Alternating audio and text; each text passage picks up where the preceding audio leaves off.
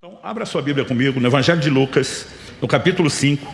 Nós vamos ler dos versículos 33 até o 38. Lucas 5, de 33 a 38. Eu vou ler na Nova Almeida atualizada. Esse texto diz: então eles disseram a Jesus: os discípulos de João frequentemente jejuam e fazem orações. E os discípulos dos fariseus fazem o mesmo, mas os seus discípulos comem e bebem. Jesus, porém, lhes disse: será que vocês podem fazer com que os convidados para o casamento jejuem enquanto o noivo está com eles? No entanto, virão dias em que o noivo lhes será tirado, e então, naqueles dias, eles vão jejuar. Se você puder, repita comigo essa frase: naqueles dias, eles vão jejuar. Só mais uma vez a última parte: eles vão jejuar. Verso 36, também lhes contou uma parábola: ninguém tira um pedaço de uma roupa nova para colocar sobre roupa velha, pois se o fizer, rasgará a roupa nova, e além disso, o remendo da roupa nova não combinará com a roupa velha. E ninguém põe vinho novo em odres velhos, porque se fizer isso, o vinho novo romperá os odres, o vinho se derramará e os odres se estragarão. Pelo contrário, o vinho novo deve ser posto em odres novos. Talvez nenhum texto do Novo Testamento reúna tanta informação sobre o jejum como esse texto reúne. O Senhor Jesus é indagado sobre o assunto do jejum, mas em vez de apenas discutir o que, nosso Senhor vai abordar respostas que envolvem o quando e até mesmo nas entrelinhas o porquê jejuar. É importante que a gente considere, antes de mais nada, que todas as vezes que Jesus fez uso da alegoria do noivo, em todos os evangelhos, em todas as suas parábolas, todas as vezes, sem exceção, ele o fez para falar de si mesmo. Então, nosso Senhor já começa pontuando com clareza algo sobre o jejum para o nosso tempo. Antes de entrar nesse departamento, eu queria que a gente pensasse um pouco só na dinâmica, né? O que significa essas pessoas chegarem para Jesus? É os discípulos de João, uma referência a João Batista, frequentemente jejuam e fazem orações. Os fariseus, o mesmo. Os fariseus, nós sabemos que jejuavam 2 vezes por semana. Em Lucas 18, Jesus fala de um fariseu orando no templo, batendo no peito, se orgulhando de jejuar 2 vezes por semana. Jesus não está dizendo que aquilo era exclusividade daquele fariseu. A tradição aponta que todos os fariseus, o movimento todo, jejuavam às segundas e às quintas-feiras.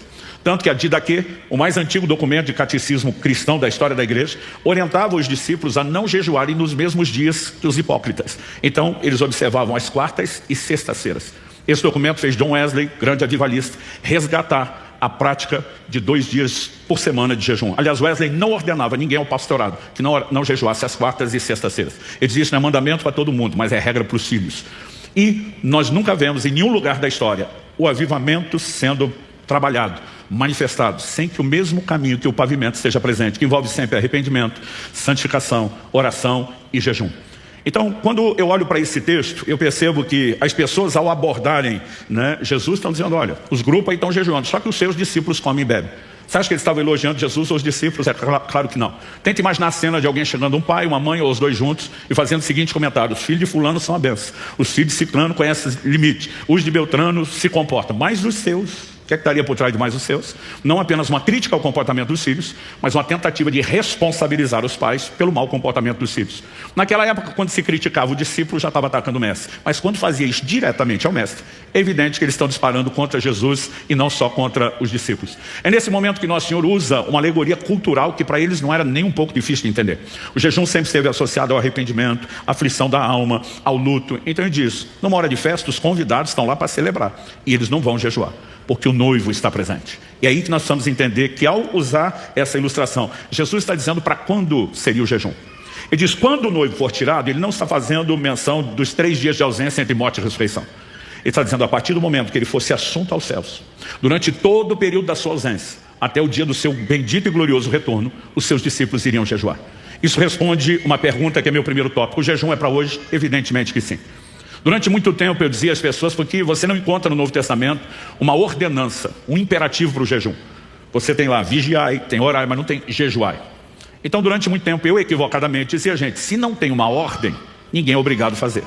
Mas para encorajar o povo, mesmo entre aspas, sem ser obrigado, que é o que eu acreditava na época, eu simplesmente dizia: mas só quem jejua vai acessar certas manifestações do sobrenatural, que quem não jejua não chega lá. Um dos exemplos que eu dava, quando os discípulos perguntam para Jesus: por que é que nós não conseguimos expulsar o demônio daquele menino que o pai trouxe? E Nosso Senhor responde: essa casta não sai a não ser por meio de jejum. Então dizia: os que jejuam vão ter experiências, quem não jejua não tem. Então, se você acha que tinha que fazer só por obrigação, eu faço por uma motivação, eu quero o sobrenatural. E aliás, nesse mês, nós vamos seguir a toada, né, provocando vocês a respeito de vivermos numa dimensão muito mais profunda do sobrenatural. Mas, em janeiro de 2022, Deus me chamou, num desses períodos de jejum que eu tenho feito, a estudar sobre jejum como nunca antes. Eu analisei profundamente cada texto das Escrituras, fui ler tudo que podia, não só sobre a teologia, a fisiologia do jejum, eu estava mergulhado nisso. Um dia, isso não era a frequência diária, eu lembro que eu marquei exatamente o momento em que eu comecei a estudar e tomar notas e parei. Eu fiquei 18 horas mergulhado em cima das escrituras, dos materiais. Eu fiz isso ao longo de 40 dias. Foi nesse tempo que eu escrevi o livro A Cultura do Jejum. E eu saí de um artigo que durante anos era tudo que eu tinha conseguido entender sobre jejum para um livro de 270 páginas. Porque Deus foi abrindo a minha mente. E naquele dia, especificamente esse que eu passei um longo tempo, o Espírito Santo começou a me confrontar. Quer dizer, durante anos você tem dito às pessoas que se não jejuar, está tudo bem. O que você está dizendo não é pecado, não é obrigação. Então quem quer mais vem, quem não quer fica à vontade. E o Senhor me disse, considera Mateus capítulo 6. Parte do ensino de Jesus no Sermão do Monte. Ele fala sobre 3 coisas que os antigos chamavam do cordão de 3 dobras. Nosso Senhor ensina sobre esmola, sobre oração e sobre jejum. O que era o cordão de 3 dobras na mente de crentes de muito tempo atrás?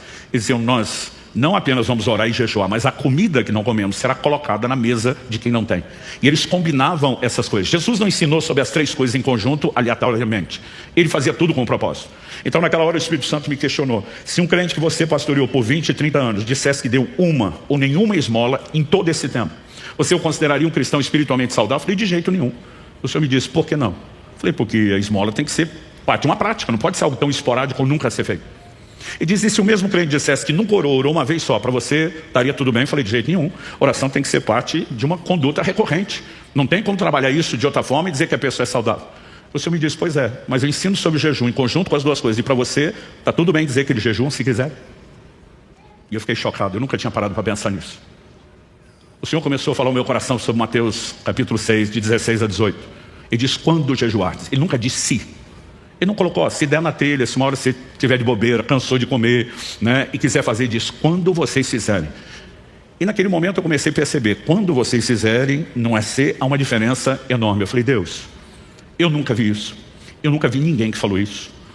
E honestamente, eu estou assustado. O Senhor não quer que depois de 2000 anos de evangelho, eu vou falar uma coisa que ninguém falou. Sem respaldo de ninguém. O Senhor diz, o fato de você não ter ouvido não quer dizer que ninguém falou. E na hora o Espírito Santo falou comigo, levante, pegue na última fileira de livros, eu estava no escritório de casa, na última prateleira de livros, da esquerda para a direita, o 3º livro. Quando eu olhei para cima, sabia exatamente o que tinha lá na última. Os livros de história, que eu não acesso o tempo todo, ficavam em um lugar mais distante. Subi numa cadeira, mesmo assim, estiquei porque não consegui enxergar, e com a mão contei 1, 2, 3. Quando puxei o 3º, não era um livro de história. Por alguma razão ele estava guardado fora do lugar. Era um livro com sermões de John Wesley, especificamente uma coletânea intitulada O Sermão do Monte. Quando eu li aquilo, já fui para Mateus 6. E fui ler o comentário de Wesley, a partir do verso 16. Ele dizia o seguinte, muitos alegam que não há um imperativo no Novo Testamento para que se jejue, e use isso como uma desculpa para não fazer do jejum uma prática, uma disciplina. Ele diz, no entanto, a gente tem que observar que Jesus nunca disse se jejuar. Jesus disse quando jejuar. Ele diz, em segundo lugar, ninguém orienta como fazer alguma coisa, a menos que espere que a pessoa orientada faça exatamente o que ele está orientando a fazer. Então nós temos declarações de Jesus, nesse tempo, entre a sua ausência e o seu retorno, eles vão jejuar, né? Quando vocês jejuarem. E nós temos relativizado isso. Gente, eu tenho feito pesquisas, já fiz isso algumas vezes, com milhares de cristãos nas redes sociais respondendo. Primeira pergunta, quem já fez pelo menos um dia de jejum na vida? Não estamos nem falando de jejuador recorrente. Mas você teve uma experiência, você saiu do 0 para pelo menos uma na vida. Para não dizer 60%, 59 ponto alguma coisa, ponto 7, ponto 8, responder nunca ter feito um dia de jejum na vida. Estamos falando de milhares e milhares de crentes. A amostragem estatística era muito boa. Dos 40 que já fizeram, a próxima pergunta. Quem faz com frequência? O grupo diminui. Dos que fazem com frequência, a próxima pergunta. Quantos já fizeram mais de um dia? E o número só vai diminuindo. Ou seja, estatisticamente, nós temos, falando de uma igreja brasileira, um povo que ainda não entendeu o que é jejuar. E nós precisamos entender qual é a importância do jejum. Então, quando Jesus está dizendo que o jejum é para hoje, eu creio que eu e você deveríamos fazê-lo não apenas porque se espera que faça, mas também porque a gente, de alguma forma, entende. Porque Jesus colocou mais informação na resposta. Ele poderia simplesmente ter dado uma resposta curta, objetiva, simplificada, mas ele fez questão de responder de uma maneira bem elaborada. Para quê? Para que introduzisse certos elementos que nos ajudassem a entender e compreender a importância do jejum. Então, antes de seguir qual é o impacto, o resultado, o efeito que o jejum terá sobre as nossas vidas, eu queria começar destacando algo. Em primeiro lugar, as pessoas me perguntam demais: pastor, quais são as regras do jejum? Eu falo, o jejum só tem uma regra, e a regra é que não tem regra. Ponto final. Porque sempre tem um fariseu querendo dar pitaco no jejum dos outros. Primeiro jejum que eu fiz, eu brinquei, hoje eu tenho vergonha, mas na época era o que eu sabia. Eu pulei uma refeição só, que era o almoço, estava com 15 anos de idade, ainda enchi o bucho de refrigerante com medo de desmaiar por falta de glicose. Eu e alguns amigos, quando alguém soube que nós tínhamos feito um jejum de uma refeição só, regada a refrigerante, né? A pessoa falou, isso não é jejum coisa nenhuma, né? Jejum não pode nem bala açucarado, não sei de onde eles inventam isso, né? E vocês fazem um negócio, isso é uma vergonha. Eu fiquei mal, pedi perdão para Deus, falei, desculpa aí, prometo melhorar da próxima vez. Só que eu e os meus colegas estávamos numa conferência e nós decidimos jejuar pelo único do grupo que ainda não era batizado do Espírito Santo e estava desanimado demais. À noite ia ter uma vigília, alguém falou, olha, fulano já é buscador crônico do batismo do Espírito Santo, nós precisamos fazer alguma coisa para ajudar ele a romper, senão ele vai desanimar, vai desviar. E naquela noite, quando nosso amigo finalmente foi batizado do Espírito Santo, ninguém convencia aquela molecada que o jejum tinha funcionado.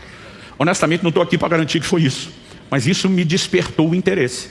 Aí eu comecei a descobrir, né, que as pessoas faziam mais do que uma refeição. E eu comecei a pular 2 refeições e dizer, meu Deus, não morri.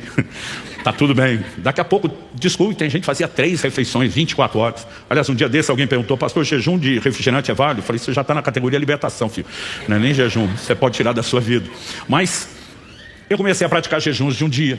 Dos 15 aos 18, eu fui evoluindo a ponto aos 18 anos de idade, fazia de 3 a 7 dias na água quase todo mês. E ao longo dos anos eu fui me exercitando na prática. Mas honestamente, não se falava sobre isso.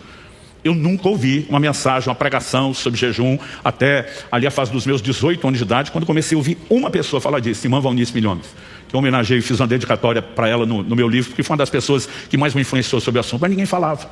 Eu lembro que meu pai, quando soube que eu estava jejuando, ele não conseguia esconder, 3, 7 dias de jejum, uma refeição, outra. Eu era solteiro, morando em casa, sem rola, mas chega uma hora não dá mais. Meu pai preocupado que eu estivesse entrando em algum lugar de fanatismo, imagine se ele visse o que eu faço hoje.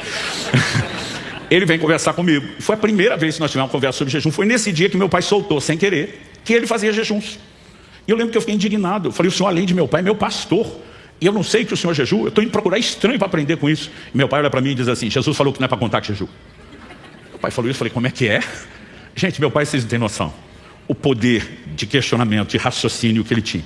Acho que a mente do meu pai era um nível assim já gênio, brilhante. Ele estudava na Vulgata, no latim, na Septuaginta, no grego, no original hebraico. O homem foi quem tirou a TV de casa e forçava a gente a ler. Ele tinha uma capacidade assim fora do comum. Então, ninguém era doido de enfrentar meu pai. Mas nesse dia eu olhei para meu pai, na petulância dos 18 anos, falei, como é que é, pai? O senhor está dizendo que Jesus falou? Sim, lá no sermão. Eu falei, eu sei o texto, o senhor vai citar. Jesus falou para não tocar trombeta. Ou seja, não se vangloriar. Isso é diferente de não contar. Eu falei, vamos por parte. O mesmo ensino foi colocado em relação às esmolas, que não é para tocar trombeta. Agora, a Bíblia fala que Dorcas, ela era muito operosa nas boas obras e todo mundo sabia disso. Então só está querendo dizer que ela não escondeu da forma como deveria. Segundo, Paulo em 1 Timóteo 5, falando de quais viúvas seriam colocadas na lista de sustento da igreja, ele disse que tinha que ter testemunho de boas obras. Quer dizer que se ela só fizesse escondida, não entraria na lista. Eu falei, nós estamos falando do mesmo contexto. Eu falei, pai, o senhor acredita mesmo que Jesus mandaria a gente fazer uma coisa que ele mesmo não fez? O que você está falando? Eu falei, Jesus estava sozinho quando jejuou. Como é que nós sabemos que ele jejuou? Quem o senhor acha que vazou a notícia? Ele riu do jeito que você riu, nunca pensei nisso. Falei, se ele pode contar, a gente não pode. Falei, uma coisa é compartilhar com discípulos que você quer encorajar. A outra é tentar se vangloriar disso. Eu falei, quem não jejua já não fala porque não faz. Quem jejua não conta para não pecar, como é que nós vamos aprender sobre isso? E meu pai falou, nesse sentido você tem razão. Só que em janeiro de 2022, quando escrevi esse material, o Espírito Santo falou comigo, você lembra daquela conversa? Eu falei, lembro. Ele falou, guardadas as devidas proporções, você não fez muito diferente do seu pai. Você impactou apenas a família e os discípulos que estão perto. E diz, chegou o tempo de se falar, pregar, ensinar sobre jejum como nunca antes. Porque as pessoas não vão ter fé para jejuar se não ouvirem a palavra de Deus sobre o assunto. A Bíblia diz que a fé vem por ouvir e ouvir a palavra de Deus. Principalmente quando falamos de jejuns mais recorrentes ou até prolongados, evidentemente que se algo não for despertado dentro de nós não faremos. Agora, nós precisamos entender, gente, que não tem regra. Ou você escolhe o que quer fazer, ou você obedece uma orientação do Espírito Santo. Ele pode trazer todas as regras. Então, salvo isso, porque as pessoas se controlando demais. Eu vi um dia 2 irmãos que estavam fazendo tal do jejum, Daniel. Mas a confusão ficou grande, eu pensei, eles vão para a via de fato. Eu estava olhando só para ver se ia precisar intervir, porque o negócio ficou sério. E a discussão deles é porque um estava comendo batata frita. Aí tem mais jejum, Daniel, é legumes, batata é legume, mas não come manjar desejável. Você manjar desejável para você, que é fanático por isso, para mim, gente, uma tempestade. Outro dia chegou para mim e falou, pastor, eu posso jejuar pão e água? Falei, pode jejuar até com pastel e caldo de cana. Não recomendo, 2 bombas glicêmicas para usar no jejum, né? Mas eu estou dizendo no sentido de não ter regra, porque a Bíblia fala de um jejum parcial, foi o que Daniel fez. A Bíblia diz, durante 21 dias ele não comeu carne, não bebeu vinho, nem manjar desejável. Aí manjar desejável, meu amigo, fica a definição de cada um. Para as mulheres não é batata frita, é doce e chocolate. Então assim, a gente precisa entender que o jejum parcial, a Bíblia diz que João Batista vivia de mel e gafanhotos. Ele vivia uma vida jejuada. Esse jejum onde se exclui certos alimentos e outros não, ele só faz sentido em períodos prolongados, como esse 21 dias. Agora o camarada diz que vai fazer um dia de jejum e ainda faz um parcial, é o que para mim honestamente é mais difícil de entender ou digerir. Mas está lá na Bíblia, tem gente que resiste, fala não, a palavra jejum, como nós lemos aqui em Lucas 5, é a palavra grega nestil, uma palavra composta. Ne, um prefixo negação, estil, comer. Então jejum em essência é não comer. Aí o cara falou, o cara está comendo. Eu falo, mas não está comendo de tudo, ele está nestil alguma coisa. Não precisa ser nestil tudo. Então, existe o jejum parcial, existe o jejum normal. O que é o jejum normal? Esse é o padrão. Eu acho que parcial e o que eu vou falar depois, que é o total absoluto, são exceção. Jejum normal. A Bíblia diz, durante 40 dias Jesus não comeu e ao fim dos quais ele teve fome. Está lá em Mateus 4:2. A Bíblia não diz que ele não bebeu, nem diz que ele não teve sede. Se não houver menção explícita de não beber água, é evidente que o consumo de água está lá. A água não é alimento. Seu corpo é constituído de quase 70%, né, de água e você precisa se manter hidratado. No jejum prolongado nem se fale, né? Então, às vezes as pessoas elas cometem alguns erros por falta de entendimento, não só fisiológico, mas até bíblico. Jejum total tem na Bíblia? Tem. Ele normalmente não passa de 3 dias. O jejum que Esther convoca nos seus dias, 3 dias, sem comer nem beber.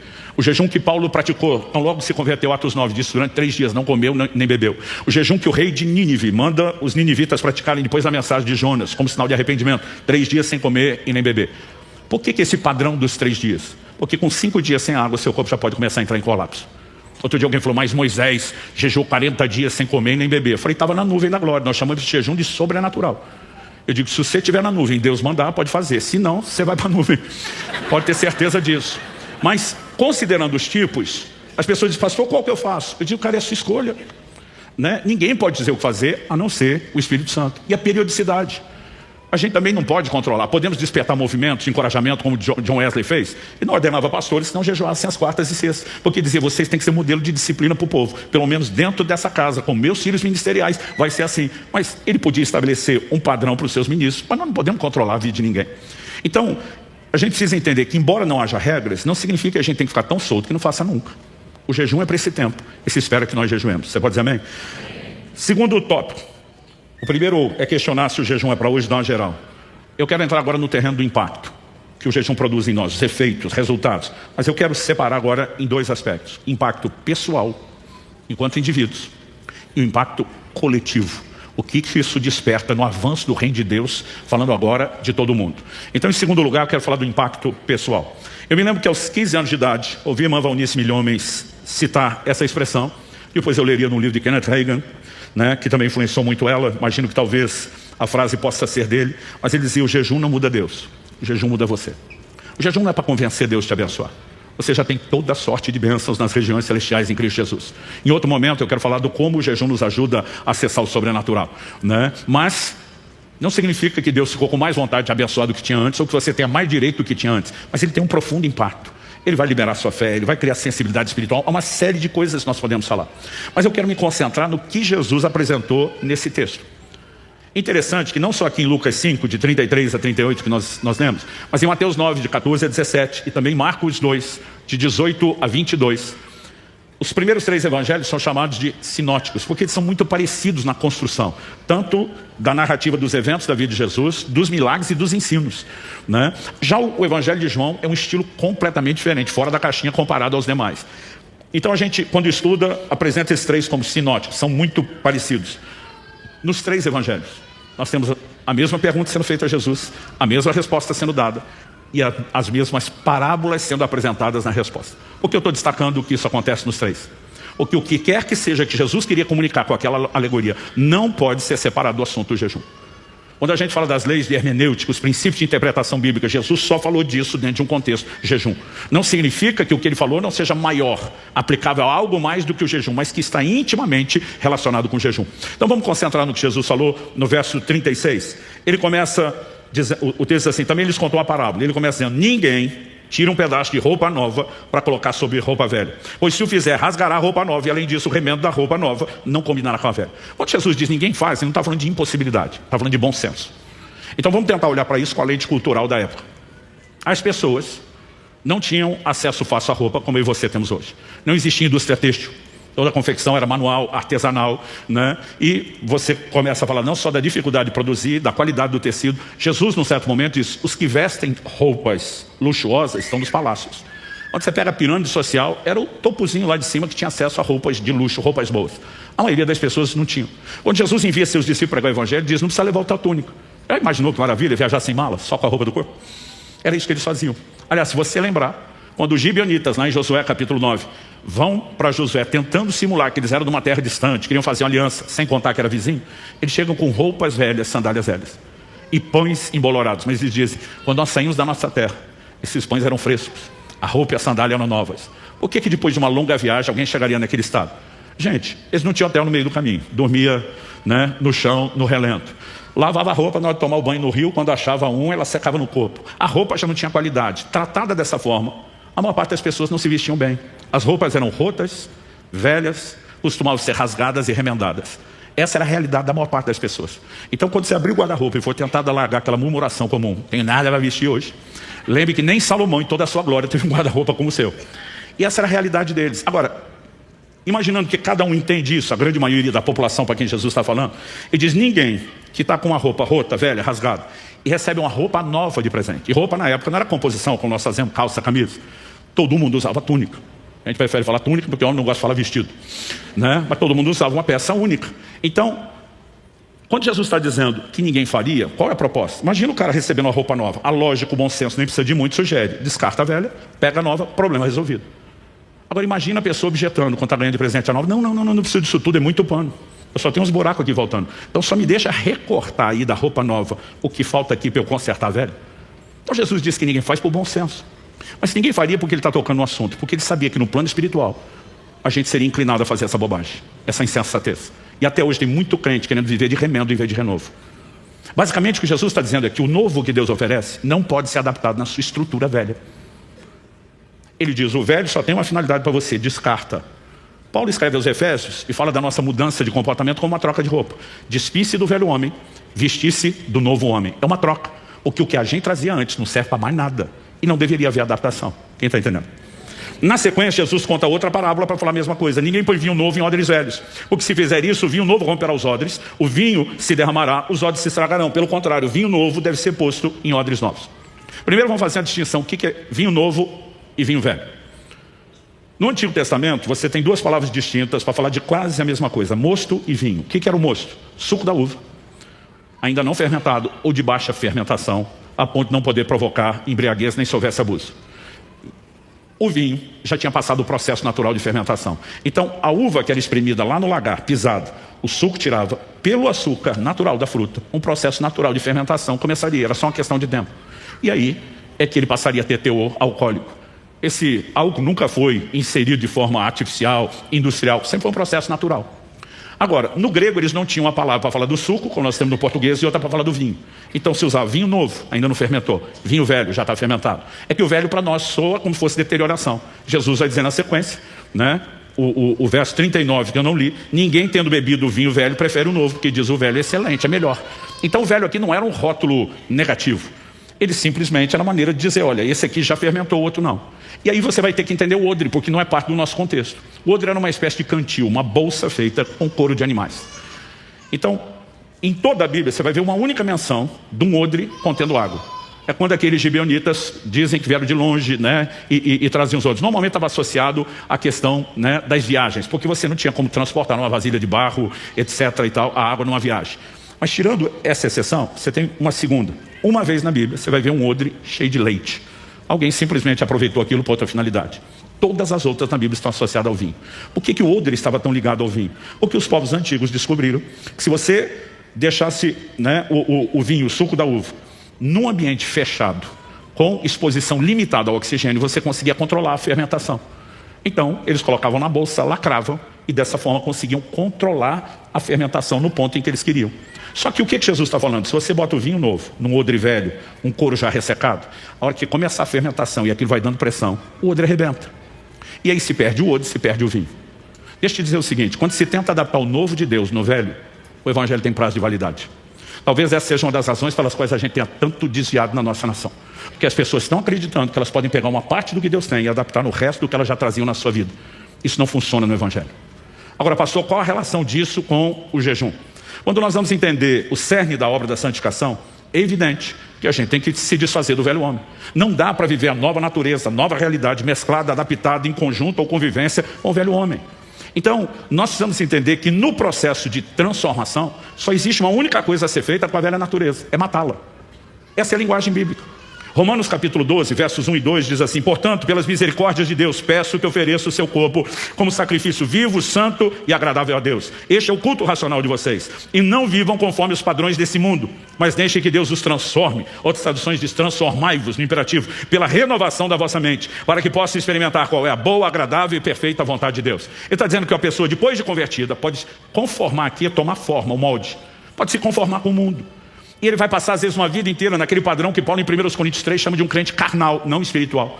Ele não acessa lugares profundos da comunhão com Deus, de experiências com o Senhor, das manifestações do sobrenatural. Ele tem um comportamento que uma hora você olha e fala, parece crente, outra hora você fala, parece que nunca converteu. Ele fica lá numa coisa meio híbrida. Agora, o que nós precisamos entender é que é nossa responsabilidade entrar no processo de transformação. E para isso, duas coisas são claramente apresentadas aqui. Tem que ter uma mudança de mentalidade, em segundo lugar. Em primeiro, ele diz, ofereça o corpo de vocês como um sacrifício vivo. Sacrifício vivo é um paradoxo, gente. Porque sacrificar significa matar. Paulo está falando uma linguagem que todo mundo antigo entendia. Não só o povo que serviu o Deus de Israel, o único e verdadeiro, mas até os povos pagãos praticavam sacrifício. Sacrificar era matar o animal. Agora, o que é o sacrifício vivo? É uma aparente contradição. Mas Paulo usa esse paradoxo para dizer o quê? Não é para vocês matar o corpo de forma literal. O que você vai matar é a força da carne que está aí dentro.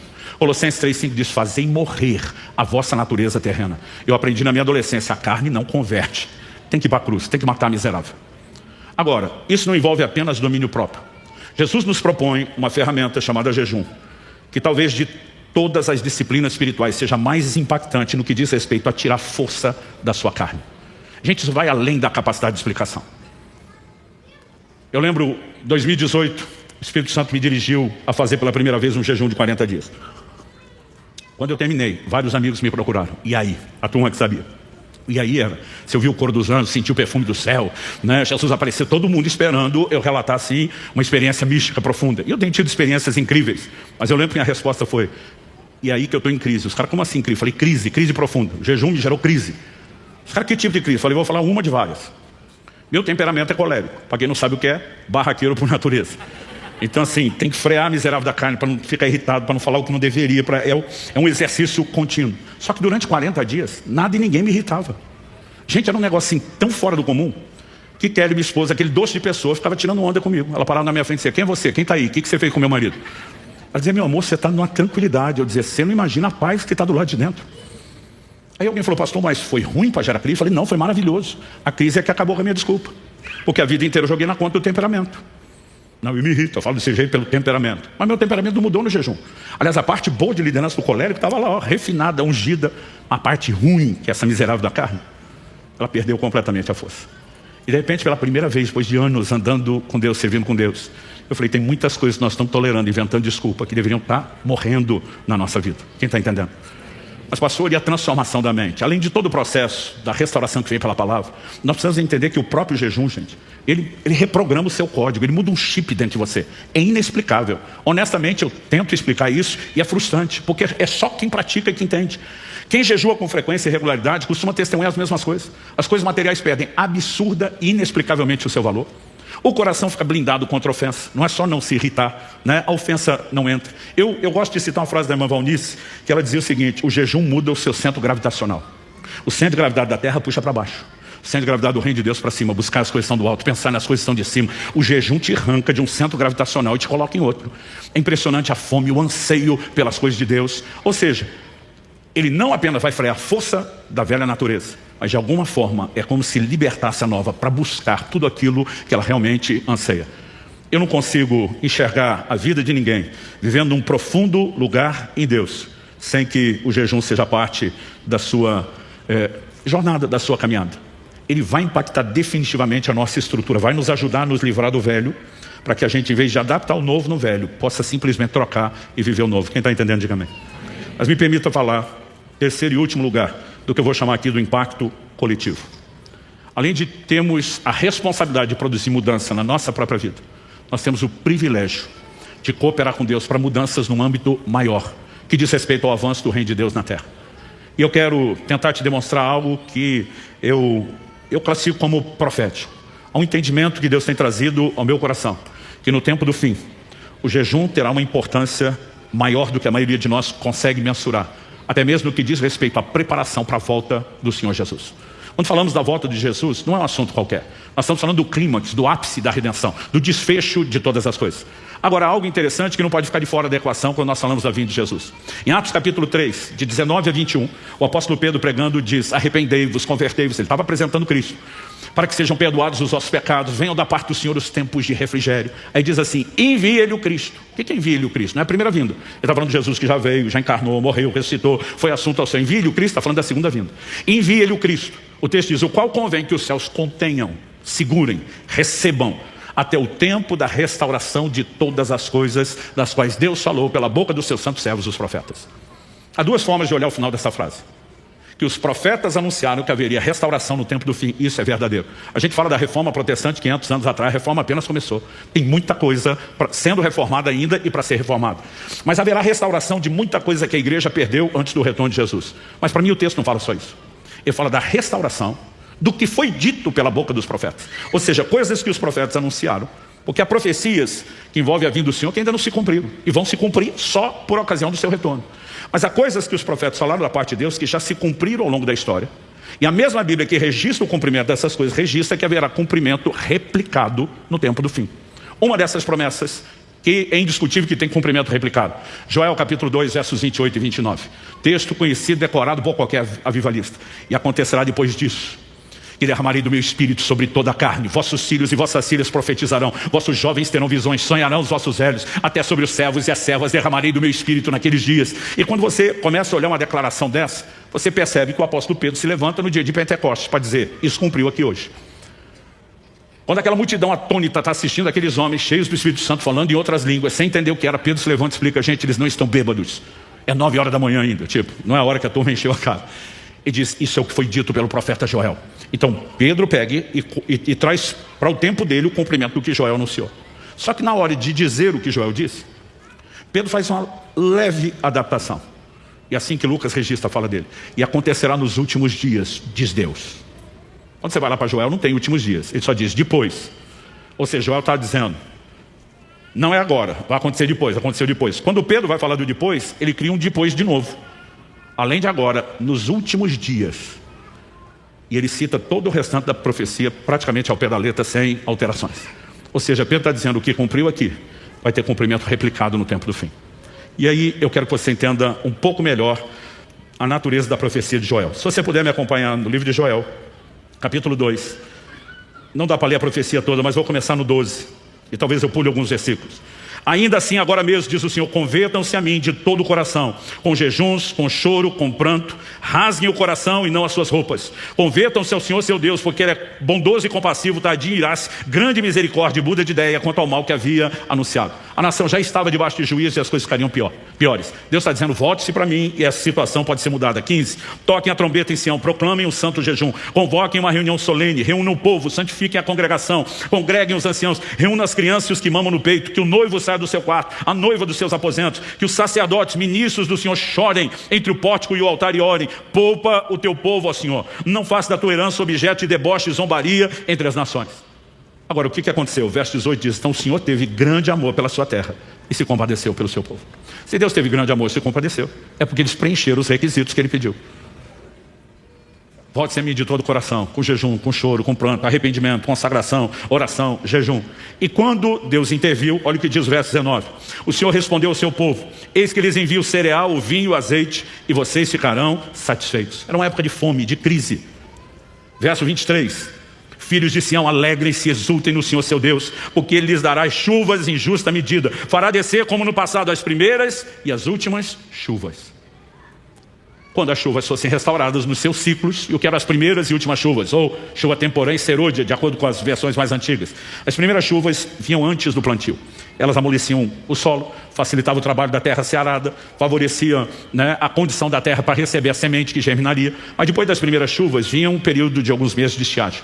E depois vinham as últimas chuvas, que eram mais abundantes e intensas que as primeiras. Esse detalhe é importante. Mais abundantes e intensas que as primeiras. Ora, o propósito das últimas chuvas: fortalecer não apenas o crescimento, como também a maturação do fruto. Então, se esperava isso antes de chegar na colheita.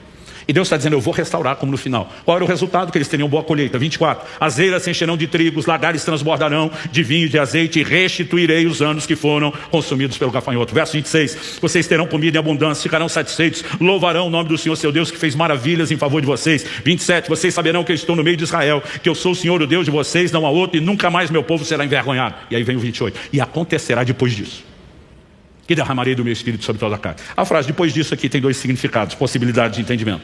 Depois de vocês preencherem os requisitos que eu propus, nós podemos chegar na consequência. Então ele está falando de causa e consequência. E depois, cronológico. Agora vocês só vão viver a restauração das chuvas naturais, mas vai chegar a hora em que eu vou restaurar as chuvas espirituais. Aí ele começa a falar do derramar do Espírito Santo. Particularmente eu creio que no contexto de Joel as duas coisas estavam envolvidas.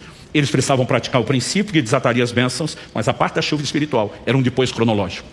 Agora, quando a gente fala dessas chuvas, a gente precisa entender que elas também são parte de uma figura relacionada ao mesmo assunto da vinda de Jesus. Em Tiago, no capítulo 5, no verso 7, a Bíblia diz, portanto, irmãos, sejam pacientes até a vinda do Senhor. Por que Tiago está pedindo paciência?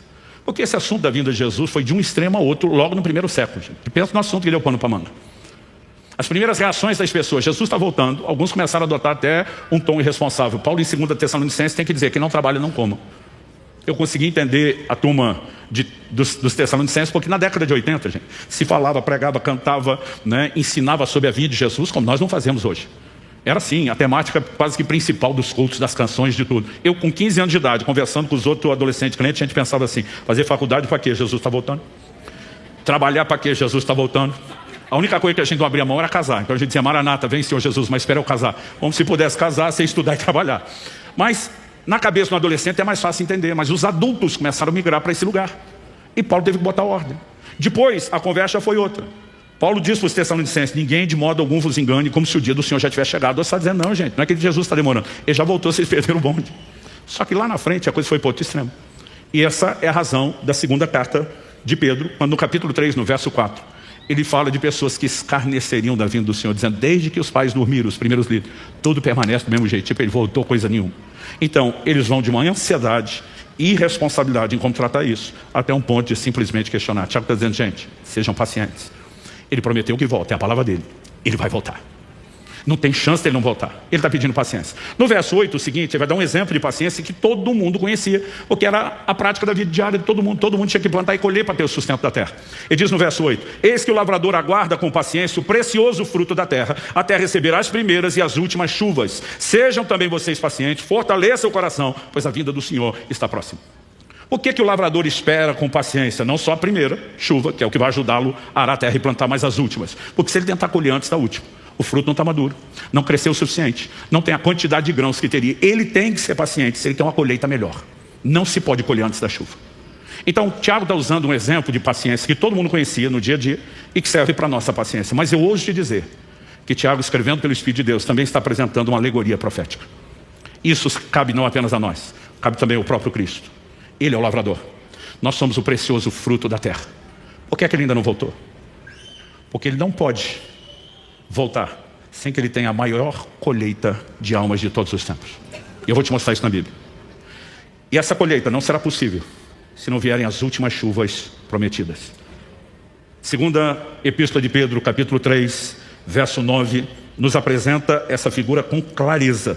O texto sagrado diz assim, O Senhor não retarda a sua promessa, ainda que alguns a julguem demorada.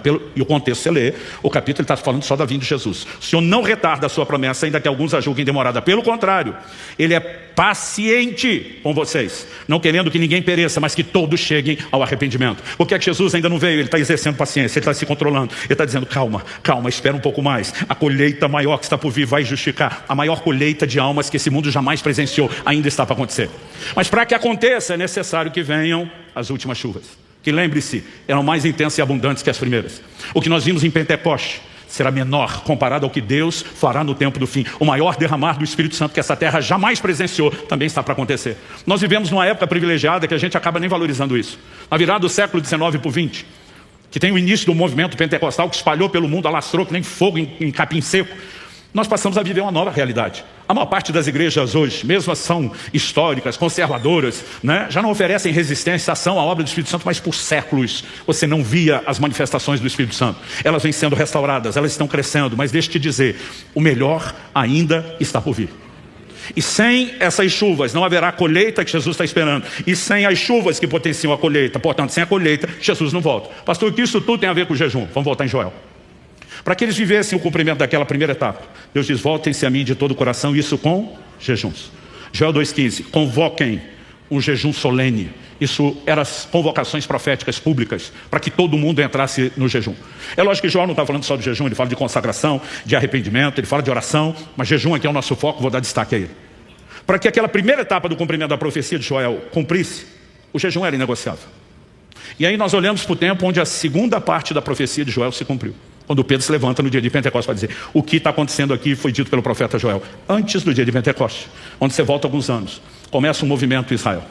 O movimento dos fariseus, nós simplesmente olhamos o resultado final, onde aquele povo virou um bando de religiosos, fazendo as coisas por fazer, por ostentação. Mas o movimento nasce de um despertamento espiritual sincero, de gente que queria ser santo, que queria levar a palavra de Deus a sério. E o jejum começa a ser restaurado. Esse povo implementa um padrão de 2 dias de jejum por semana. Daqui a pouco aparece um doido de pedra, chamado João Batista. Não apenas botando seus discípulos para jejuar, talvez mais do que os fariseus, mas ele mesmo vivendo de mel e gafanhotos. Esse doido que está trazendo o jejum dos seus discípulos para um outro nível, passa o bastão, porque ele é apenas o precursor para Jesus no dia do batismo do Nosso Senhor.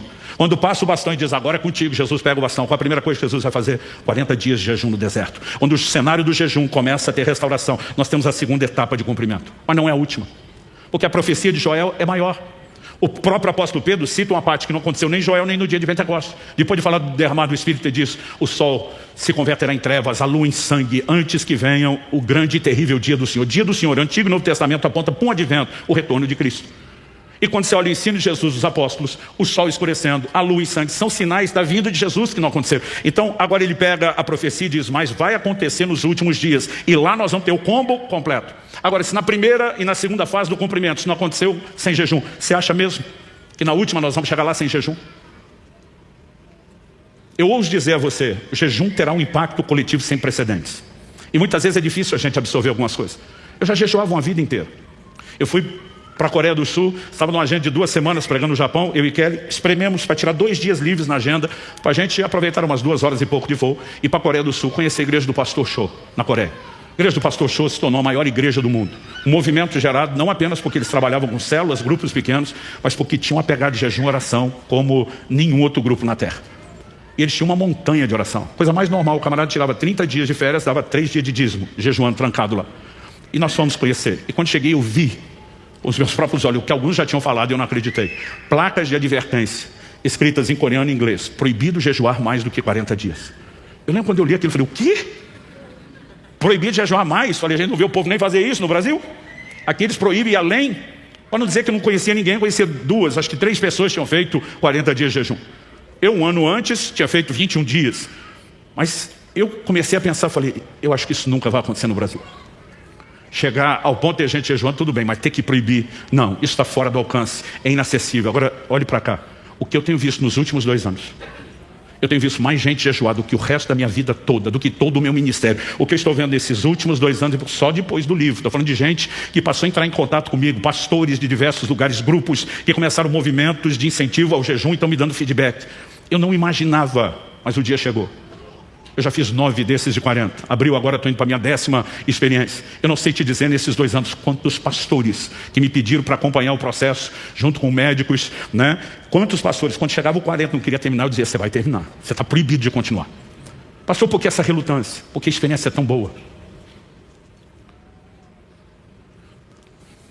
Não tem uma vez que chega a hora de quebrar o jejum, que não faça isso chorando. As pessoas dizem, pastor, está ansioso para comer? Eu digo, não, dá dó de comer, dá dó de terminar. Você tem que ser para você mesmo, daqui a pouco você vai fazer outro. Porque as pessoas começam a entrar num lugar de plenitude espiritual, emocional, física, tão extraordinário, que você diz, eu não quero parar. E como depois de hospício, o lugar que mais tem doido é a igreja, a gente brinca com isso, eu tenho que ficar falando para esses pastores, ninguém, se não tiver uma palavra de Deus, ninguém passa. Eu não imaginaria. Gente, honestamente, eu perdi a conta de quanta gente eu proibi, mas me ouça com atenção, isso é só o começo. Nós veremos um movimento, uma cultura de jejum sendo instalada como nunca antes. E há uma convocação vindo do trono de Deus. Nós estamos nos organizando. Eu ia fazer um grande movimento para esse jejum de abril. Eu entendi da parte de Deus, deixa orgânico. Mas provavelmente nós vamos fazer isso para setembro. Orientando, trabalhando antes a preparação, ajudando muita gente como fazer isso. Mas há 1 ano e meio atrás, um pouquinho mais do que isso, eu lembro de uma experiência que minha esposa e meus 2 filhos me acompanharam no jejum de 40 dias. Eu estava emocionado. Eu falei, Deus, já não tem muito doido para fazer 40 dias. Uma família inteira. Eu falei, isso é histórico. Eu lembrei que não era só eles. Uns 20 dos nossos pastores e líderes, que já sabiam a época que eu estava jejuando, resolveram fazer junto. E eu lembro que eu falei para Deus, eu não chamei ninguém. E quando eu falei, eu não chamei ninguém, poucas vezes eu ouvi a voz de Deus tão contundente na minha vida. Ele me disse, quem chamou fui eu. E pela primeira vez eu fico atônito pensando, há um chamado vindo do próprio Deus nesse tempo, eu quero te garantir sim. Ninguém pode te dizer o como fazer, a periodicidade, o tipo, a duração. Mas nós precisamos afinar o ouvido e começar a corresponder. A maioria de nós não deveria migrar para um prolongado sem treino. Eu digo, tem que ter treino, tem que ter direção de Deus, tem que ter acompanhamento médico quando falamos do prolongado. Mas, gente, nós podemos começar a fazer o mínimo. Podemos começar a fazer o que nunca fizemos. Um dia desse, um cara colou do meu lado no final de um evento e falou, pastor, meu sonho é fazer esses jejuns de 40 dias que você faz. Falei, quanto você já fez? Ele falou, nenhum. Aí ele, como é que eu começo? Falei, de meio. Começa de meio-dia. Sabe? Então assim, eu não quero botar pressão, não quero dizer que você tem que ir para o lugar onde eu estou frequentando, visitando e decidi permanecer lá. Mas eu fiz uma promessa 3 anos atrás aqui que eu vou seguir cumprindo. Vocês vão me ver falar sobre jejum como nunca antes. Eu vou perturbar vocês como nunca antes. Que não falte informação, que não falte estímulo, que não falte provocação, orientação, advertência. Porque existe mais. Nós podemos entrar no lugar mais profundo com impacto pessoal e gerando um grande movimento de Deus. Vamos ficar em pé para parecer que está acabando?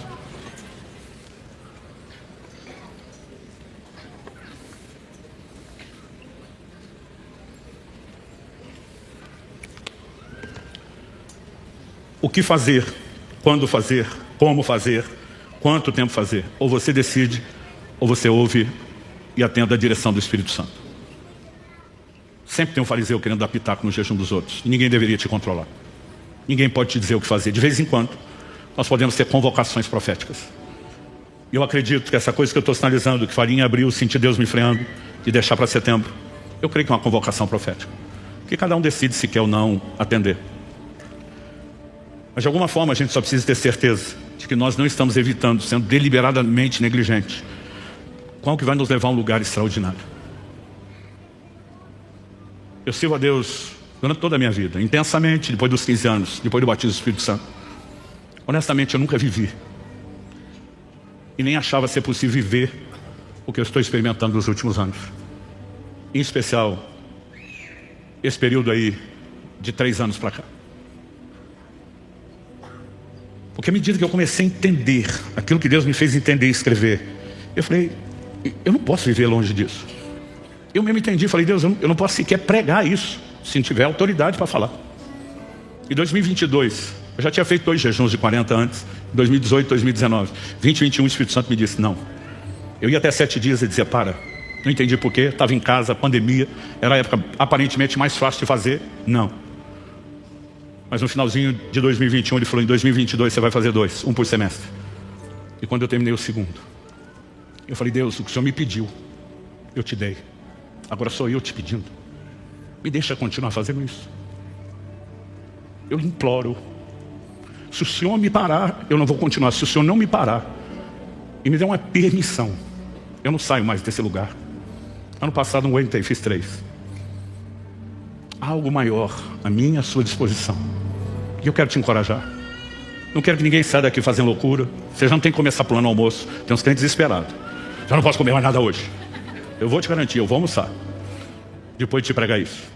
Mas abril está chegando. Alguns podem começar com jejuns menores. As pessoas me perguntam, pastor, o que você acha do intermitente? Eu falei, excelente para a saúde, um excelente treino. Intermitente eu faço todo dia, gente. Eu como na janela de 6 a 7 horas, viro 17 a 18 sem comer. Todo dia, isso já para mim não é nem espiritual. É uma disciplina que eu quero ter sobre minha carne, é algo que diz respeito à saúde. Mas é um excelente treino. Não adianta você querer pular para os últimos degraus da escada. Comece devagar com paciência. Se Deus realmente te der uma convicção agora, ótimo. Mas se não, planeja, faz com calma. O que eu estou dizendo é o que nós vamos ter que fazer mais vezes. Várias vezes. Espírito Santo, sopra sobre nós. Se o Senhor não vivificar essa palavra, terá sido só um discurso e nem necessariamente motivacional. Mas se o Senhor trouxer vida, gerar fé pela tua palavra, derramar a tua graça, eu sei que haverá um nível diferente de resposta, e é isso que o Senhor espera de nós. Ajuda-nos a entender a importância do jejum e a corresponder contigo. Eu oro por dias de avanço, de rompimento espiritual, de quebrar a força da carne como nunca quebramos antes, de cooperarmos contigo no avanço do teu reino, de não apenas contribuirmos, ó Deus, para que haja esse impacto individual, mas também o coletivo. Nós clamamos em nome de Jesus, que aquilo que o Senhor começou a falar e a fazer não seja interrompido ao final dessa reunião. Que nenhum de nós te trate como um interruptor de uma lâmpada que é desligada ou uma torneira que pode ser fechada. Que o que o Senhor começou continue, cresça, progrida, cumpra o seu pleno propósito. Nós oramos em nome de Jesus e para a glória de Deus. Amém.